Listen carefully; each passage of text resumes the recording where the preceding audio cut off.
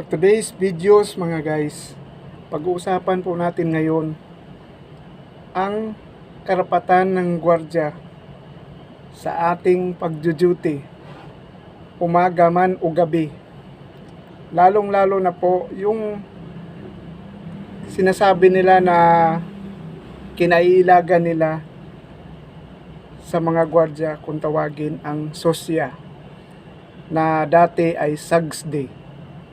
Alam nyo po, para sa kaalaman po, sa bago o kahit sa mga lumang security guard, lalo na ngayon panay online lang, walang alam sa kinatatakutan nila na sosya na hindi naman dapat natin katakutan. Itong unang-una yung dapat malaman mga kabady 5'9". Ang sosya po, sa aking kaalaman sa pagtraining, ito po ay bawal po sila manghuli o mang-inspect during Sabado at Linggo. Pwede lang po sila during office hours, 8 to 5. At pinakatandaan po ninyo, kapag may sosya na po na darating sa ating mga pwesto, mga buddy, tandaan nyo po ito. Sa aking kaalaman po sa pag-training, ibabahagi ko po sa inyo sa mga bago at sa lumang security guard. Ito po ang pinakamahalaga. Kapag iisa lang po yung sosya na dumating, siya po ay normal lang po na pulis, hanapan nyo rin po siya ng ID. Dahil kailangan po sila 4 to 6 persons na magkasama at may valid ID ng sosya. Kung maghahanap sila ng ID natin, dapat hanapan din natin sila ng ID. Baka hindi sila legit. Kailangan po natin maging wais din po. Huwag po nating agad-agad silang paniwalaan. Baka hindi sila totoong sosya.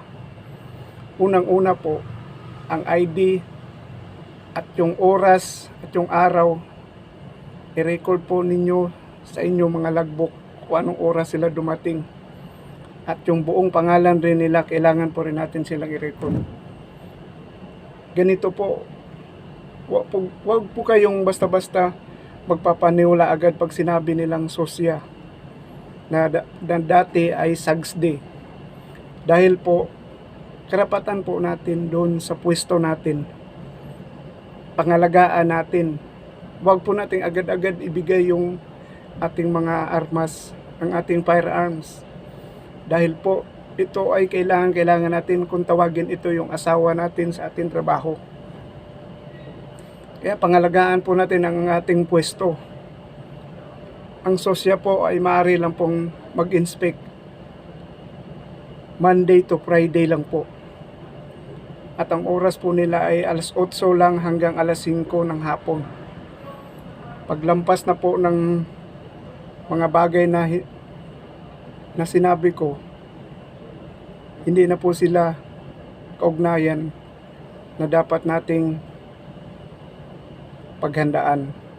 Dahil yun lang po ang oras na mag-inspect sila during office hours.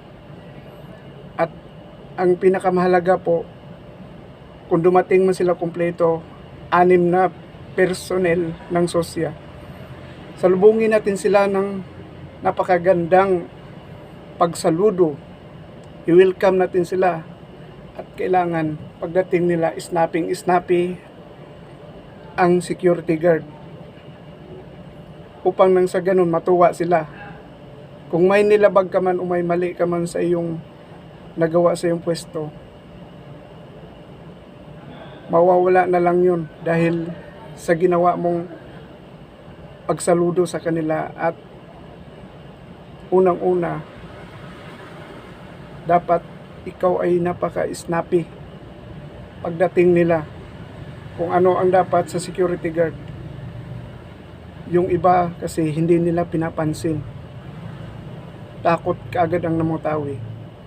Kaya ang gagawin po natin pagdating ng SOSYA, tingnan agad natin ang kanilang ID at kung ilang personnel sila at lalong-lalo na po ang kanilang mga dala na papeles kung legit din po. Dahil yan ang trabaho ng ating security guard. Yan lang po sa ngayon.